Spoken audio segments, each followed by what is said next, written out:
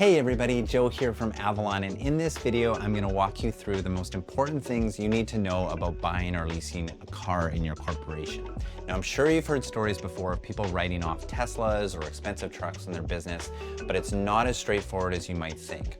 After watching this video, you'll be able to make an educated decision on whether or not you should own or lease a vehicle within your corporation, and you'll also get some tips on what expenses you can deduct for your car and your business, and even some free money available for zero emissions vehicles. Lastly, you'll also know how to stay on CRA's good side and avoid paying unnecessary taxes that can be caused by a company car. So all that and nothing else coming right up. All right, so let's start with an important topic, which is business use of a vehicle versus personal use. So this is important because you can generally only deduct expenses relating to the business use of a vehicle. So let's go through a common scenario, a day in the life of a business owner using his company vehicle. So number one, he drives from his home to his office at the start of the day. That would be personal use. Then he drives from the office to his client's place of business. That would be business use. He drives from that client's place to office supply store to pick up some office supplies. That would be business use. Then he drives over to the grocery store, maybe to pick up some food for dinner. That's going to be personal use. And then lastly, he drives home at the end of the day, finishes his commute. That is personal use. Now, it's an important concept because it really affects how much a business can deduct for vehicle expenses. So you need to be very careful about personal use of a corporate vehicle that can affect your tax deductions. So we want to be really careful with delineating those two things. All right, so let's go through how personal use affects tax deductions. So personal use of a corporate vehicle can affect tax deductions in a couple of ways. Number one, if the business owner uses the vehicle for personal use, a portion of the corporate expenses may be reduced. And the example is that the company maybe pays for all the vehicle expenses and the owner uses the vehicle 80% for business and 20% for personal use. Now, 20% of expenses must be removed from the company's books. They're added to the owner's shareholder loan account, which may result in a taxable benefit if a dividend is needed. Now, if the owner is paid through wages, also called employment income, then he may receive a taxable benefit on his T4. Now, that sounds better than it is. It means he will have to pay personal income tax on the personal use of the vehicle, which is not a good thing. So now we know that personal use of a company vehicle can mean taxable benefits to the owner. It can also be true for employees who aren't the owner. If a company vehicle is made available to an employee for personal use, then the employee is considered to have received a taxable benefit. The automobile taxable benefit is included on the employee's T4 slip on an annual basis and is subject to payroll deductions including income tax, CPP, and EI. Now, there are two elements to employee taxable benefit. There's a standby charge and there's an operating benefit. The standby charge recognizes the employee is receiving a benefit just by having the vehicle available for their use. So sitting in their driveway, they get a taxable benefit. And that's 2% per month of the cost of the vehicle or 2/3 of the lease costs. So not a good thing to have. And the benefit is calculated with reference to the number of days the automobile is made available to the employee throughout the year. So there is some more calculation to be done there. Now, there's also the operating benefit. So the operating benefit recognizes that the employer has paid for all of the automobile's operating costs throughout the year, but the employee is using that for some personal use as well. So they're going to have a taxable benefit for that use. Now, the operating cost benefit is calculated as the number of personal kilometers driven in the year multiplied by the per kilometer rate. So for 2022, that's 29 cents a kilometer.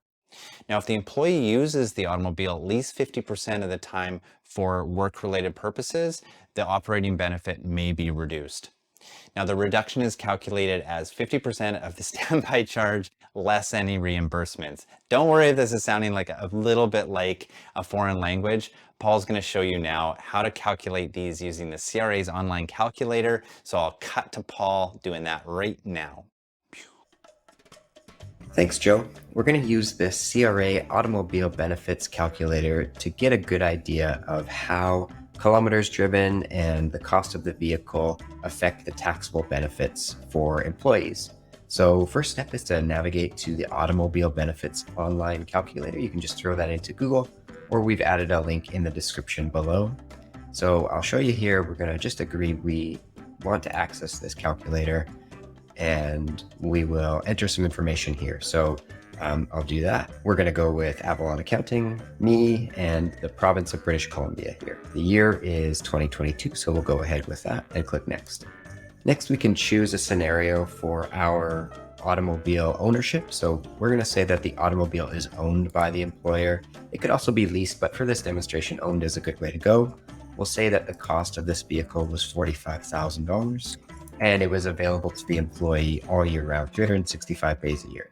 So here's where it gets interesting. We're going to look at personal kilometers, business kilometers, and total kilometers. So in this case, I'm going to use 9,999 personal kilometers and just over 10,000 business kilometers. So we have half of the total kilometers are business, or just over, and just under half are personal kilometers. We'll go ahead and click next.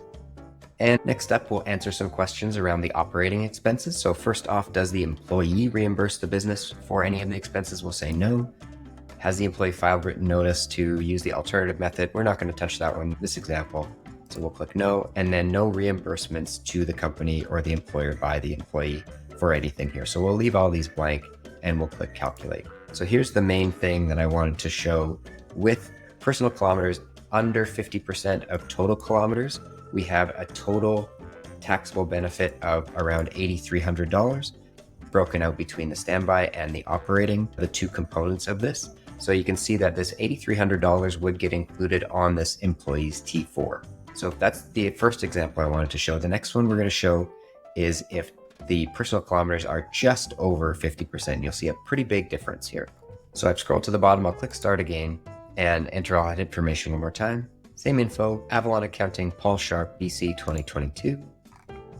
We're going to say it's owned by the employer, cost of $45,000. It was available for use 365, but then the personal kilometers in this case, we'll say are 10,001 and the business kilometers are 9,999. So total still 20,000, but just over 50% were personal kilometers. All of this information is going to be the same, and we'll click calculate.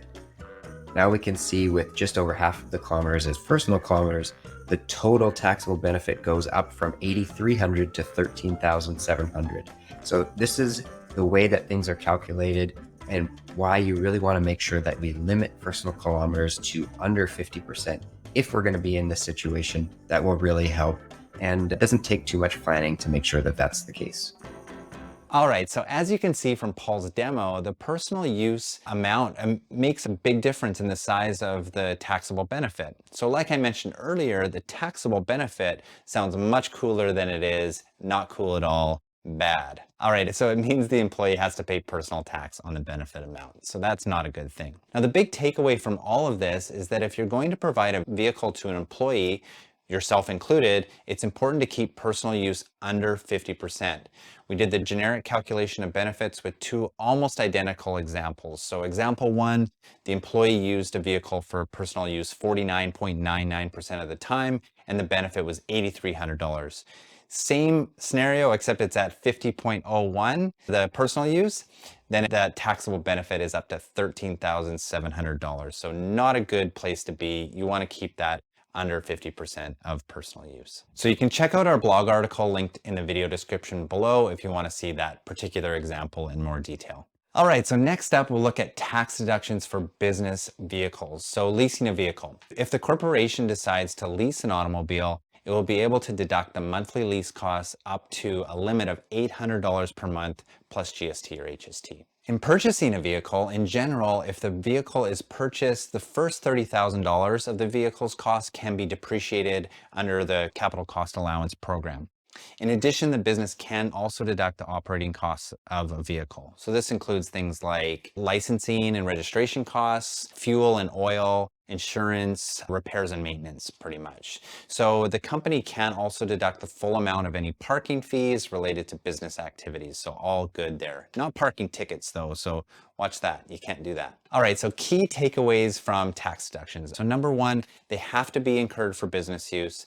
Two, they have to be reasonable amounts. Three, they must be documented well, so receipts, vehicle logs, all of that. So next up, we'll discuss what supporting documents are needed for your business vehicle. All right, so the CRA has very specific requirements on what is required for supporting documentation. So check out the link in the video description below for CRA's full list. But one of the things the CRA requires is that you use a logbook. And now this logbook must include particular information for each trip, which include the date of the trip, the destination of the trip, the purpose of the trip, and the number of kilometers that were driven. Now, while this can be a pain, it's important to comply with these requirements in case CRA ever comes knocking and wanting you to provide this supporting documentation. Now, you can keep a physical logbook in the company vehicle or use a mobile app to keep track of this information. Some of the more popular apps that we've found are MileIQ, TripLog, Everland's Hurdler. I'm sure there's hundreds more, but those are the ones that we've come across so far. All right, so the last thing I'd like to touch on briefly is the use of zero emissions vehicles or electric cars in your business. So there are a few incentives available for Canadian businesses that are worth checking out. So if you lease an eligible zero emissions vehicle, you can qualify for a federal rebate of up to $5,000. Now, if you buy one of these vehicles, you can also, I shouldn't say also, you can get a 100% write-off in the year of the purchase. This is compared to a 15% write-off under a normal vehicle. So pretty good incentive there. One quick note is that, like I just hinted to, that you can't have both of these things. You can't have the rebate and the write-off. You got to choose one or the other. Now, again, you can find more information about these programs in the video description below. All right, so that's it for this video on company cars. Hopefully this has been helpful for you and now you have a better understanding of some key issues around buying or leasing a vehicle within your business. It's one of those topics you'll hear people talking about, how they write off their personal vehicle or how they bought an expensive car for their company. Now you'll be able to cut through some of that smoke and mirrors, flexing, and really understand how business owners can and should be using their company vehicles. Now, if you've enjoyed this video or it's been helpful to you, we really appreciate you hitting that like button. And if you like content like this, consider subscribing. We love bringing this content to small business owners in Canada and appreciate all the support we get from this community. Now, if you have a particular story about a company vehicle, please comment below and let us know about it. And if you still have questions about company vehicles, what can be deducted, please hit those in the comments as well. We answer as many as we can. We can't get to everyone, unfortunately, but we do try to answer as many as we can. So thank you again so much for watching, and we'll see you on the next video. Cheers.